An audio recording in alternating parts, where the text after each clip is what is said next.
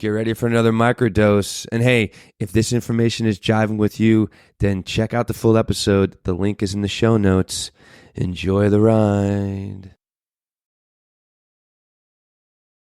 John, well, yeah, sure. I'll jump into the Stanford experiment, and not the one where we're talking about the I think the Stanford experiment. If you just say that, everyone thinks about the jail experiment. The experiment that you did specifically with Andrew. The 10 days, right? Yeah. Can you speak to that? Yeah. So, I did not set out to do a lot of self-experimentation in this book. I know that seems crazy for people who have read this book, but I can prove this when, in nonfiction, you submit about a 50, 60-page proposal on what the book is going to be about. Then you get this little modicum of cash to go out and write it. And they keep you really poor and hungry, so you want to finish it. So in that proposal, I had no part in this book, and I didn't want to be, because it always bothers me, especially in nonfiction, in science nonfiction, when the author puts himself or herself in too much into the story. But it finally came to a head when I wanted to get some data and some research on a few things that did not exist. Literally nobody had studied it. And so after having many conversations with Dr. Nayak, who's the chief of rhinology research at Stanford, over a series of months, I kept asking him, well, how quickly can mouth breathing damage us?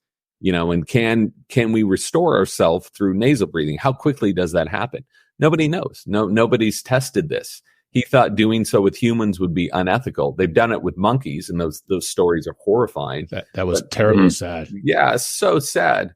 But they've never done it with people. So I volunteered because he said that there's no way. He said ethically he would have a problem getting subjects to do an experiment like this. I said, well, what if I volunteer? He's like, well, I have no money. I said, well, what if I pay for it? Which at that time, I didn't know it was going to be as expensive as it was. But I convinced Anders Olsen, big nasal breathing guy, I said, you got to walk the walk. Now you got to come out here and join this study. And he came out. So for a month to go. So for people who haven't read the book or don't know, we spent 10 days just breathing through our mouths. We were completely obstructed, zero breath through our nose. And then we spent 10 days breathing through our nose the vast majority of time. And we compared data sets. We took data 3 times a day, every day. We took every imaginable marker you could imagine. And we looked at this to see how nasal breathing and how mouth breathing would really affect the body in different ways. What was it like being a guinea pig in your own book? And it seems like, honestly, you actually turned into, you just a pulmonaut yourself a little bit. So just curious, what the experience was like? Yeah. Yeah. It makes it easier when you have these experiences yourself, because then you can explain them to the reader, right? And so my role as a journalist, trying to be a very objective journalist, is to go into fields I know nothing about. Like, I don't want to know about these subjects, so that I'm starting in the same place as the reader. At the beginning of the book, it's like, hey, I've heard some weird stuff about this particular subject. These people are able to do this thing. I know nothing about it. Come with me. I'm going to go try to figure it out the best I can. And so that's my approach to these subjects. So going into the mouth breathing, nasal breathing, and to be clear, a study with 2 people proves nothing. I get that. I understand that. Yeah. What we were doing was just supported by what scientists have known for decades and decades. We were just experiencing it personally. And so to personally experience all these things you've read about in 20 different studies allows you a deeper insight into how these different pathways of breathing really directly affect us, not years from now, but in the moment. And so to me, what was interesting is not to just do what some people thought was a supersize me stunt, where I was just in my mouth.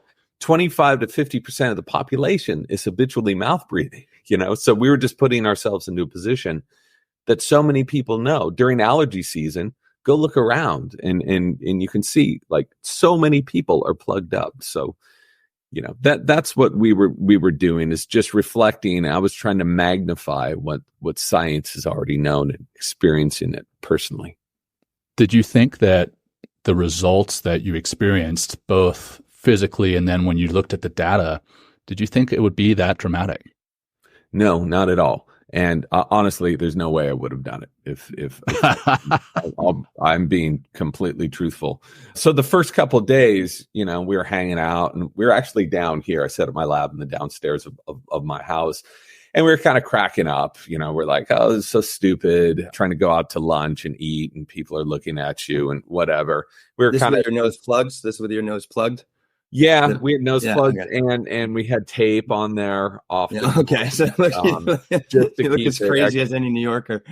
Yeah, and everyone thought that we had, this happened numerous times, thought that we had both gotten nose jobs.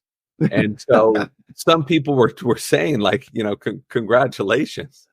You see my nose. If I had just gotten a nose job and they left this, I've got the same thing going. Had not done a good job. So it was, people thought we both got in a car accident and we hit our heads on the dashboard, or we were boxing. People would say, who won the fight? So it was kind of funny and mixing it up a little bit. And then after 5 days, it's like the laughs and giggles started really going away when our sleep was so devastated, snoring through half the night, sleep apnea, stressed out, brain fog constantly. And it was really, really painful. And I couldn't help thinking about all those kids and so many people who were told that just breathing through your mouth is normal, being constantly obstructed is normal, and just get on with life. It seems like we've been missing this huge part of our health, and it's just the pathway through which you breathe makes such a huge difference to everything, really. Hey, thanks for joining us on this journey. Small doses lead to big changes. If you're vibing with this snippet, then take a listen to the full episode by clicking the link in the show notes.